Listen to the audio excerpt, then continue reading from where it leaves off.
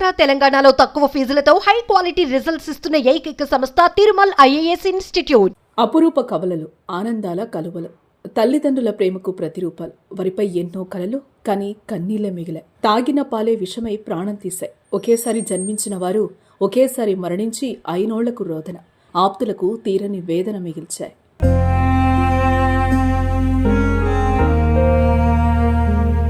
కవల పిల్లలు జన్మించడం ఒక ప్రత్యేక అనుభవం. తల్లిదండ్రులకు అతిపెద్ద ఆనందం.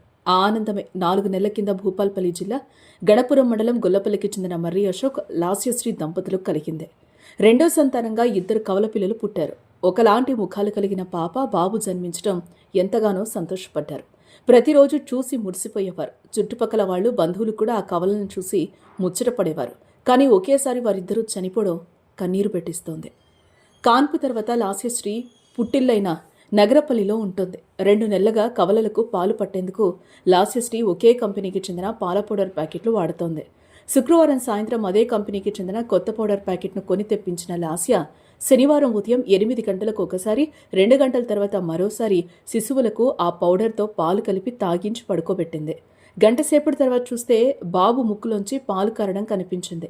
దీంతో బాబుని లేపగా కదల్లేదు. అటు పాపలో కూడా ఎటువంటి చలనం లేదు.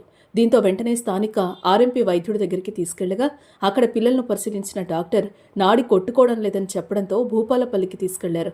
కానీ అప్పటికే పిల్లలిద్దరూ చనిపోయినట్లు వైద్యులు చెప్పడంతో తల్లి గుండె చెరువైంది.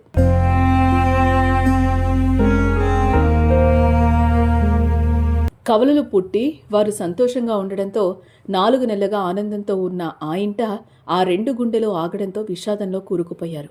పిల్లల మరణాన్ని తల్లిదండ్రులు భరించలేకపోతున్నారు. అయినా వాళ్లు కన్నీరు మున్నీరవుతున్నారు. ప్యాకెట్ పాలే వికటించి 2 కవలలు చనిపోయారని ఆవేదన వ్యక్తం చేస్తున్నారు.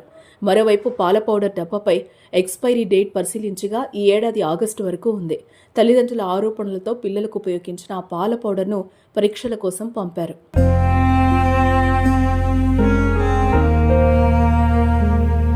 ఆ కుటుంబంలోనే కాదు, ప్రతి కుటుంబాన్ని కవలల మరణం కలిచివేస్తోంది.